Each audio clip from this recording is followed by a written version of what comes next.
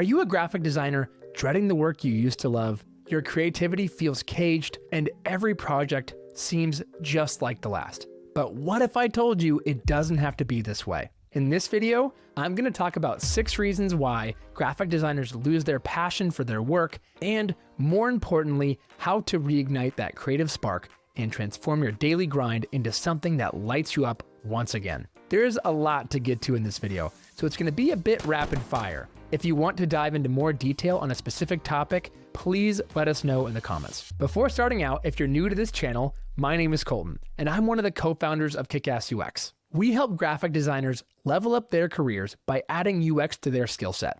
So whether you want to stay in graphic design, transition to UX, or even start your own business, our mission is to help you make a bigger impact in your career, feel more valued where you work, and give you the skills to get paid more. With that out of the way, let's get after it. Do you feel like your job has turned into Groundhog Day? Every project feels like a repeat of the last, and the excitement you once had for your job is fading faster than a Snapchat message.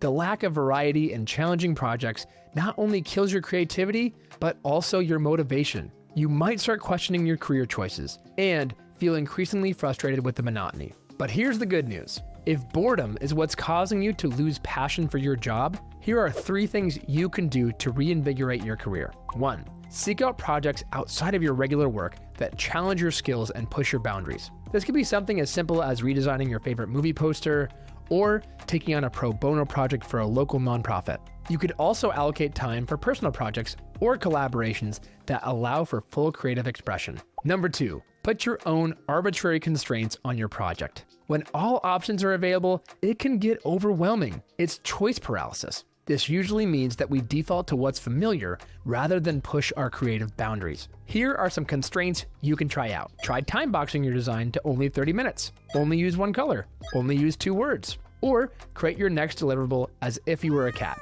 The options are endless. It'll be up to you to create a constraint that makes sense. But just watch how it skyrockets your creativity. And number 3, regularly update your skills and techniques through courses or workshops to introduce new ideas into your workflow. One skill set we highly recommend to all graphic designers is to start learning UX and apply it in your career. P.S. We have a free UX course freely available on YouTube if you want to get started after this video. With UX, you can conduct user research with customers to learn more about their problems. This kind of research is the holy grail of design inspiration. And on top of all that, it helps you tackle client subjectivity. You can then use the data you collected through user research to back up your design concepts with clients or within the company you work for.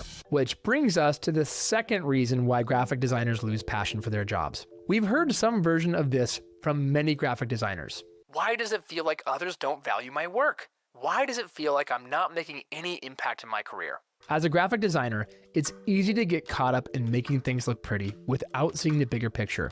Your designs might look great, but it's hard to see how they move the needle for the business. This can make you feel like a decorator instead of a key player. This superficial feeling can be incredibly frustrating. You might start to doubt your own value, feeling stuck in a role where you're merely a cog in the machine. You start to feel like what you do doesn't matter. Kind of like if you were Ravenclaw at Hogwarts. Shout out to my fellow Ravenclaws out there, and did some wonderful things for the school and for your house, but never got rewarded any house points for your efforts. Yeah, you did a good job, but it feels like others don't value your contributions. If you feel like you're not making an impact or like others aren't valuing your work, here are 4 things you can do to turn that around. This first point is one of the most influential things you can do in your design career to increase your impact, and that's to tie your designs to business metrics. Start working with folks on your team to discover what metrics matter most to the business. Is it increasing website traffic, boosting sales, or improving user engagement, or some other metric? Once you know what to aim for, work with those same folks to see how your work can impact those metrics. For example, maybe you're working on the visuals for ads. Work with the folks on your team to create an A/B test of your work so you can tangibly show what worked best to achieve the desired result. This provides powerful evidence of your impact, giving you solid grounds to ask for a raise, and it helps you create compelling case studies for future opportunities. The second thing you can do is start applying UX methods in your job. Conducting user research can provide valuable insights. By understanding your customers' goals, needs, and problems, you can create designs that not only look good, but also solve real issues. You then use that data to back up your design decisions and educate your team on everything that has to do with the customer. You may be thinking that this sounds like a lot of extra work, and it is, but it's work that pays off. Imagine the next time you present a design. Instead of saying, "Here's a pretty picture," you say, "This design is projected to increase our conversion rates by X percentage based on user feedback and testing." Now that's a mic drop moment. As you rack up successes using the first two suggestions, start advocating for a seat at strategic planning meetings. This will help you integrate what you've learned more thoroughly in the business and get designs included in the process from the very beginning. Finally, use this data and successes from the previous points to build case studies that showcase the impact of good design on the business. While this doesn't necessarily increase the value you provide, it does help you communicate your value to the business and to future clients, which is a big part of the battle. So while all these suggestions are important, improving your strategic involvement is just one piece of the puzzle. Let's move on to the third thing that makes graphic designers lose passion for their careers. Imagine presenting what you believe is your best work, only to hear, "Can you make it pop more?" or the dreaded, "My nephew said it doesn't look right," which makes you think, who the is your nephew? Does he even buy these products? Each round of revisions feels like a step backward, diluting the original design and eroding your confidence. You may start to feel powerless, wondering if your expertise even matters. It's enough to make anyone want to give up and open a cat cafe instead. Balancing client expectations with your personal design integrity is exhausting. You pour your heart into a project only to have it chipped away by subjective feedback and endless revisions. If client or stakeholder subjectivity is what's causing you to lose passion for graphic design, here are 4 things you can do to fix this. 1. Establish clear communication channels and frequent feedback loops with clients to manage expectations and keep them updated on progress. Don't wait until everything is done before getting feedback on your work. The moment you have something to show, get their thoughts and feedback. This helps avoid the avalanche of last-minute changes or the dreaded, "I don't like it," or "make it bigger," because you can incorporate any fixes during your normal process. Number 2, adding on to the first point, create a detailed design brief that aligns both parties on vision and objectives before starting a project. This document will be your shield against subjective whims. Number 3, when it makes sense, educate clients on design principles to reduce subjective feedback. Always have a reason for your design decisions. And if someone makes a terrible suggestion, you can say something like, "The reason for this layout is because of the usability principles of clarity, simplicity and efficiency, and positive emotional engagement. If we do what you're suggesting, it will break these principles." Finally, number 4, remember the tips from our previous points. Tie your work to business metrics and conduct user research. You can use this research to back up your design decisions during stakeholder meetings. Metrics from previous successes and data from user research will help you defend your choices, transforming subjective opinions into objective discussions, or at least something a lot closer. By implementing these strategies, you'll turn revisions from a source of frustration into a collaborative process. Okay, let's talk about the 4th reason that graphic designers lose passion for their careers. You might be feeling like you've hit a wall in your job. You can climb the ladder to lead designer or senior creative director or another name for the same role, but beyond that, the path gets a little blurry. It feels like you've maxed out your career points and there's nowhere left to level up while still keeping your creativity alive. This career ceiling can be incredibly disheartening. Imagine reaching the top of a level in Super Mario only to find that there's no Bowser to defeat, no Princess Peach to save, just an empty castle. That lack of clear advancement can make you feel stuck and undervalued.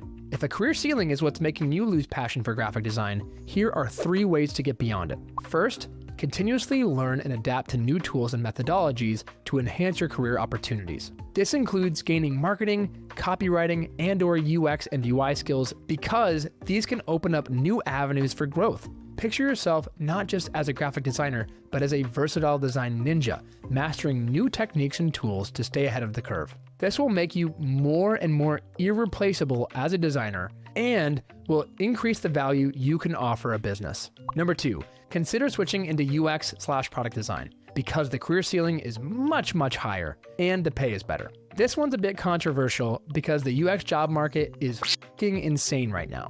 So don't think that I'm making this recommendation lightly. It'll be up to you to figure out if that's the right step for you. We definitely don't think that all graphic designers should transition to UX. Just know that if you go this route, you'll likely be in it for a few years before you land your first job. And finally, if it makes sense for you, diversify your income by freelancing or creating your own design business. This could mean taking on long-term client relationships to stabilize your income, creating digital products like design templates or online courses, or creating your own design studio or agency. Think of it as creating multiple streams of revenue, much like you would in a smart portfolio. If you go the agency/design studio route, I recommend looking into productizing your service, like what Design Joy offers. This will mean that you don't have to negotiate nearly as much with potential clients because everything you offer is for one price point per month. Going this route can be really awesome. When you work for someone else, you put a cap on your income. By starting your own design business, you remove that cap and you become your only limitation. Obviously, this move isn't for everyone.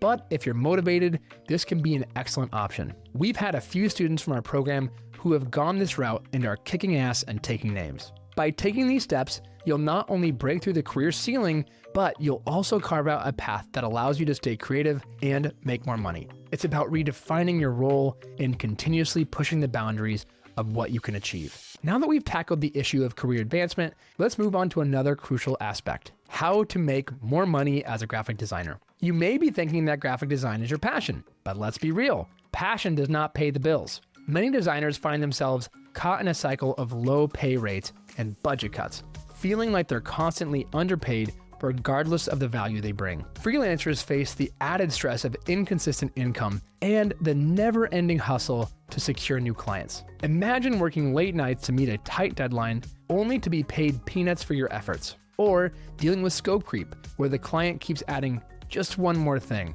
and your pay remains unchanged. Each of these situations can lead to significant financial stress, making you question if this career is sustainable in the long run. If low salary or lack of financial stability is the reason you're losing passion for graphic design, here are 4 strategies you can use to change that around. First, negotiate better contracts that include terms for scope creep and fair compensation. This almost always means charging by the project rather than by the hour. On top of that, set clear boundaries and make sure that clients understand that additional work comes with additional pay. Number 2, diversifying your income sources is another key strategy. As a quick recap of what we talked about in the previous section, this could mean taking on long-term client relationships to stabilize your income, creating digital products like design templates or online courses, or creating your own design studio or agency. Number 3, niche down and solve problems for a specific type of business. By becoming an expert in a particular niche, you can actually charge more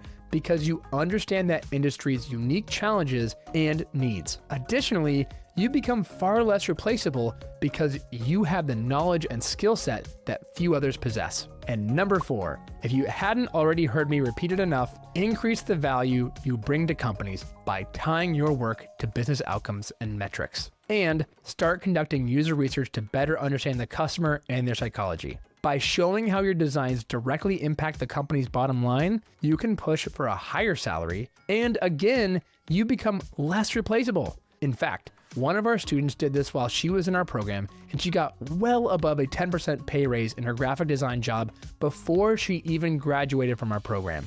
Let's move on to the 6th and final reason why graphic designers lose passion for their jobs. And it's a culmination of the previous points and probably the number 1 reason why graphic designers lose passion for their careers. They feel undervalued and underappreciated, probably like how Blockbuster must have felt when Netflix caught on. This feeling can be incredibly disheartening. Imagine working tirelessly on a project only to have your efforts dismissed or your contributions minimized. Harsh criticism without constructive feedback can chip away at your confidence, making you question your worth. But here are 3 things you can do to turn this around and start feeling more valued in your career. 1, stop associating your worth with your designs. It's super easy to equate what you create with your value as a person. Stop doing that. You are not what you create, and your value as a human isn't related to that. You are valuable just the way you are. From this point forward, start looking at each thing you create like a scribble on a piece of paper. You can easily crunch up that paper and throw it in the trash and move on to the next thing.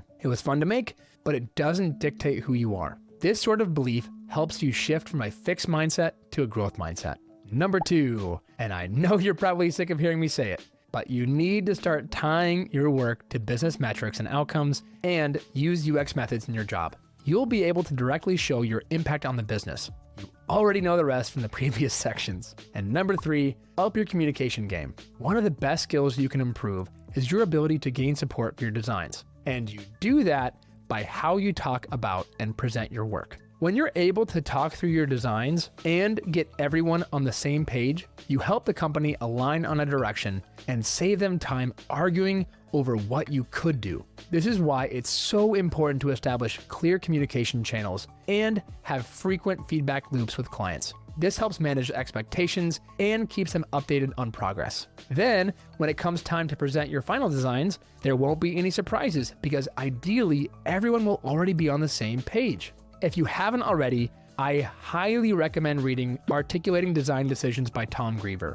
It will help you think of all the strategies you can use to effectively communicate with stakeholders and gain support for your designs. Okay, that was really rapid fire, wasn't it? So if you want us to dive into more detail on any of these topics, please let us know in the comments. And if you're curious about UX and how to start adding it into your skill set, we actually have a free UX course on YouTube. Click here.